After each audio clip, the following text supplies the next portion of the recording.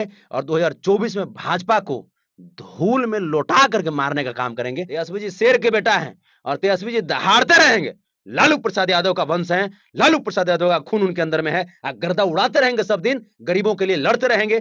जो ये लोग लालू प्रसाद यादव जी को पूरी जवानी जेल में बिता दिया, लेकिन उनके विचारधारा को कभी बदल नहीं पाया। उस पार्लियामेंट में कानून किसके लिए बनता है? अडानी के लिए बनता है, अंबानी के लिए बनता है, विजय माल्या के लिए बनता है, नीरव मोदी के लिए बनता है, ललित मोदी के लिए बनता है। ऐसे देश चलेगा क्या? तो इसी चीज को दूर करने के लिए जातीय आधारित जो गणना किया गया, जातीय आधारित गणना, उसमें इकोनॉमिकल स्टेटस, फिनेंशियल जो social status, moral status, political status, ये तमाम चीजों का गणना हुआ। उस पे आकलन, आंकड़ा आया, डेटा आया। अब उससे क्या हुआ कि ये पता चला कि देश की मात्र 14% की आबादी के पास देश का 39% संपत्ति है। देश की मात्र 14% आबादी के पास देश की 39% संपत्ति है। मतलब उस 14% आबादी का अगर 1% हम निकालें और उस संपत्ति का 1% निकालें, तो उस 1% आबादी को करीब करीब 3% संपत्ति मिलता है। ये कैसे कह सकते हैं भैया? डेटा आया है, ये डेटा है। और देश की 86% आबादी के पास मात्र 61% संपत्ति है। मतलब अगर हम इधर बात करें, शोषितों की बात करें, तो 1% आबादी के पास देश का 1% संपत्ति भी नहीं है। ये जो विषमता है, यही देश को कमजोर कर रहा है। ये जो विषमता है, यही भ्रष्टाचार है। यही भ्रष्टाचार है जो कि हम लोगों से छुपा करके रखा गया था। यही जब जाति आधारित गणना सामने आया, तो ये डेटा सामने आ गया। अब पता चल गया लोगों को। अब लोग जान गए ना, लोग क्यों उत्साहित हैं। लोग गरीब गुरबे सब ऐसा लग रहा है कि आजाद हो गए। क्यों? क्योंकि उनको पता चल गया कि भाजपा असली भ्रष्टाचारी पार्टी है। उनको पता चल गया कि देश का खजाना कौन लूट करके रखे हुए हैं।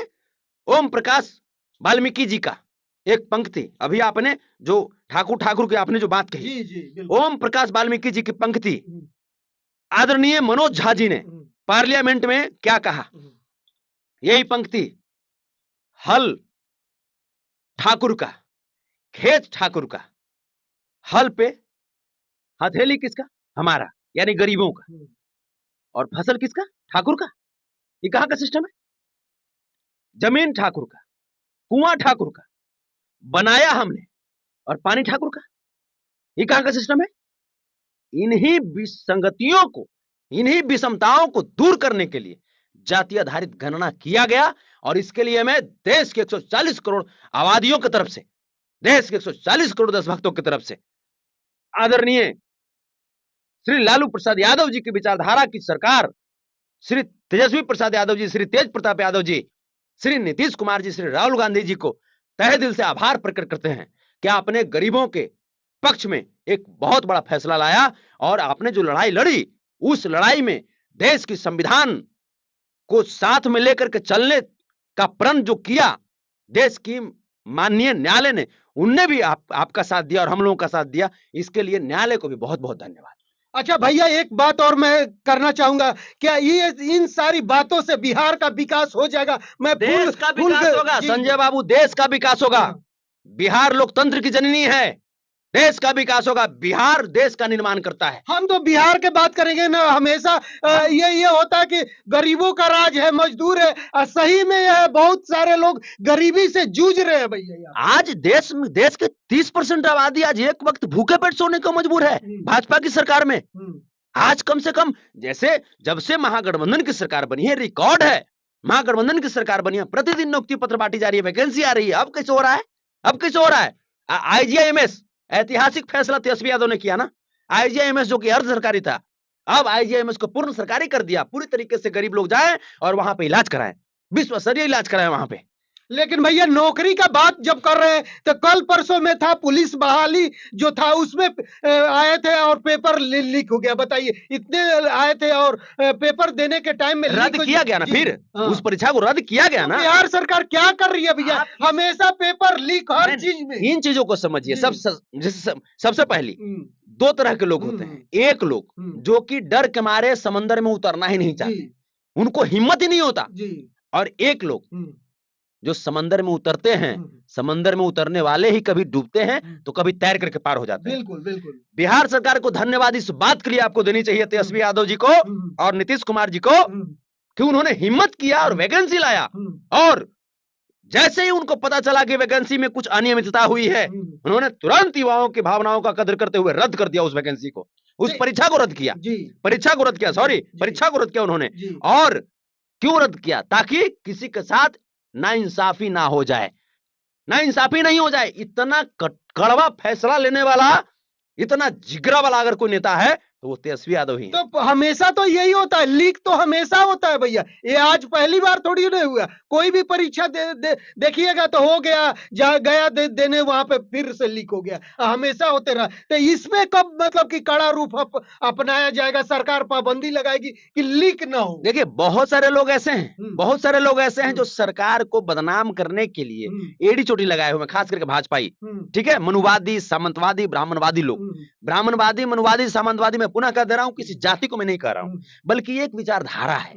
जैसे सभी ब्राह्मण या भूमिहार या राजपूत या लाला जी जितने भी लोग हैं वो गलत नहीं होते, उनमें भी अच्छे लोग हैं, उनमें भी अच्छे लोग हैं, और गलत लोग हर समाज में होते हैं, हर जाति में होते हैं। तो मैं जो विचारधारा की मैं बात कर रहा हूं, जो सामंतवादी, ब्राह्मणवादी, जो मनुवादी लोग हैं, वो हमेशा जो समाजवादी लोग हैं उनका अपमानित करने का तरीका ढूंढते रहते हैं। तो वैसे ही ये लोग प्रयास कर रहे हैं कि किसी तरीके से तेजस्वी जी को ये करे वो करे। तेजस्वी जी शेर के बेटा हैं और तेजस्वी जी दहाड़ते रहेंगे। लालू प्रसाद यादव का वंश है, लालू प्रसाद यादव का खून उनके अंदर में है, गर्दा उड़ाते रहेंगे, सब दिन गरीबों के लिए लड़ते रहेंगे। जो ये लोग, लालू प्रसाद यादव जी को पूरी जवानी जेल में बिता दिया लेकिन उनके विचारधारा को कभी बदल नहीं पाया, वो ऐसा हल्का फुल्का ये सब गड़बड़ी करके तेजस्वी यादव जी को झुका देगा।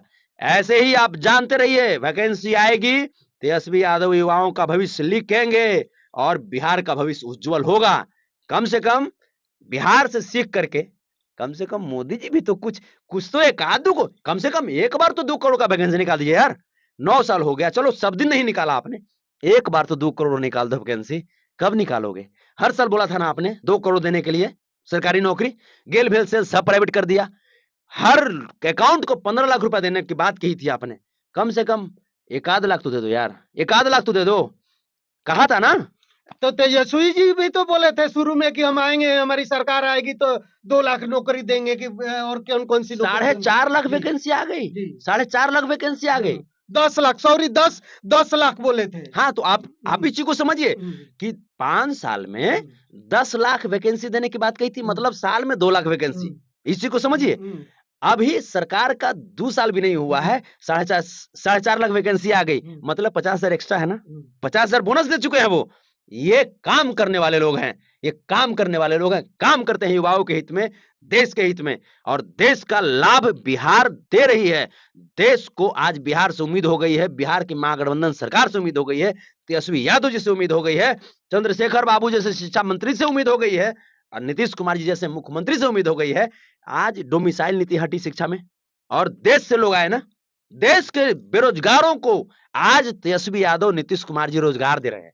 इससे बड़ा खुशनुमा और गौरवशाली पल क्या हो सकता है कि पूरे देश की बेरोजगारी को मिटाने के लिए बिहार ने अपना कमर कस चुका है। अच्छा भैया, लास्ट में मैं ये समझना चाहूंगा, ये जातीय जो जनगणना हुआ है, इससे विकास अब होगा बिहार में, मतलब भला होगा, यही देश को भला होगा, देश को भला, पूरे देश को भला होगा, क्योंकि बिहार के जो लोग हैं वो पूरे देश का निर्माण करते हैं। हर देश के विभिन्न कोनों में, हर जगह पे बिहारी लोग गए हुए हैं, और वो जब मजबूत होंगे, तो हमारा देश मजबूत होगा ना। बिहार देश से बाहर नहीं ना है। जब मान लीजिए कि जब बिहार की उन्नति होगी, बिहार वासियों की उन्नति होगी, तो कहीं ना कहीं हमारे देश का उन्नति हुआ ना।